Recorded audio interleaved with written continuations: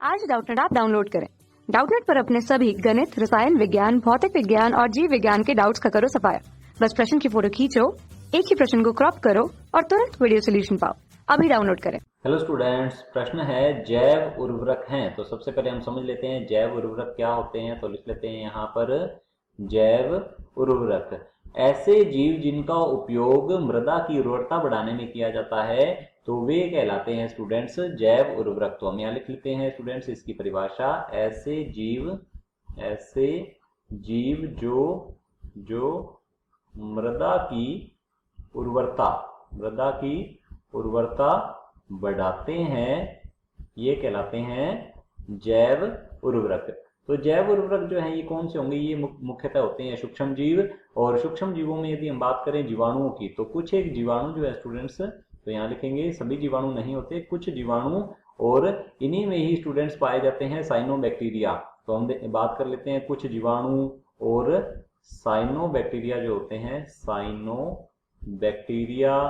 ठीक है। और यदि हम बात करें कुछ शैवालों की, तो हम यहाँ शैवाल भी लिख सकते हैं।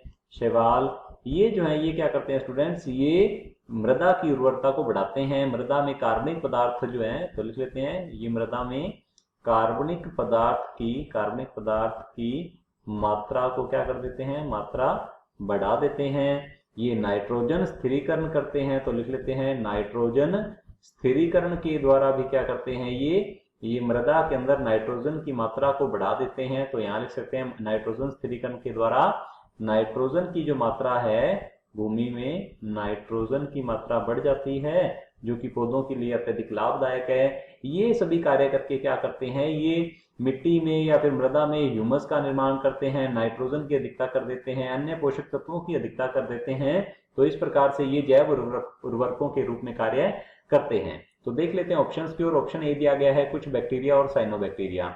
अब साइनोबैक्टीरिया जो होते हैं, जैसे कि हम यदि बात करें नोस्टोकैनाबिना ओसिलेटोरिया, ये स्टूडेंट्स ये बैक्टीरिया और साइनोबैक्टीरिया होते हैं। कुछ साइनोबैक्टीरिया जो हैं ये क्या करते हैं? नाइट्रोजन स्थिरीकरण का कार्य भी करते हैं। और साइनोबैक्टीरिया ये स्वकोशी जीव होते हैं। ये प्रकाश संश्लेषण के द्वारा अपना भोजन खुद बनाते हैं, जिससे कि जो मिट्टी या फिर हम कह सकते हैं भूमि में कार्बनिक पदार्थों की मात्रा जो है ये बढ़ जाती है। तो हमारा ऑप्शन ए जो है बिल्कुल सही उत्तर है। कार्बनिक पदार्थों की मात्रा बढ़ने से मिट्टी की उर्वरता जो है बढ़ती है।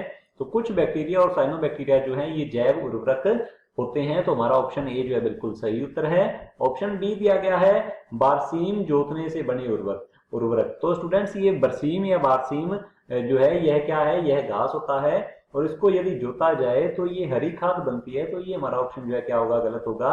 यहाँ पर हमसे पूछा गया है जैव उर्वरक के बारे में, तो ये हमारा जो ऑप्शन है गलत है। ऑप्शन सी दिया गया है मृत जीवों के अपघटन से बने उर्वरक। तो मृत जीवों के अपघटन से बने उर्वरक जो है ये नहीं होते हैं, ये जीवित जीव होते हैं जो कि जैव उर्वरक के रूप में कार्य करते हैं। तो ये हमारा ऑप्शन भी गलत होगा।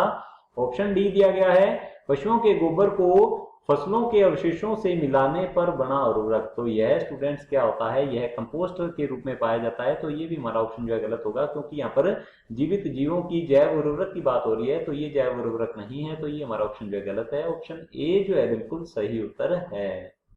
कक्षा 6 से 12वीं से लेकर नीट, IIT, JEE वो एडवांस के लेवल तक 1 करोड़ से ज्यादा छात्रों का भरोसा। आज ही डाउनलोड करें डाउटनेट ऐप या व्हाट्सएप करें अपने सारे डाउट्स 8400 400 400 पर।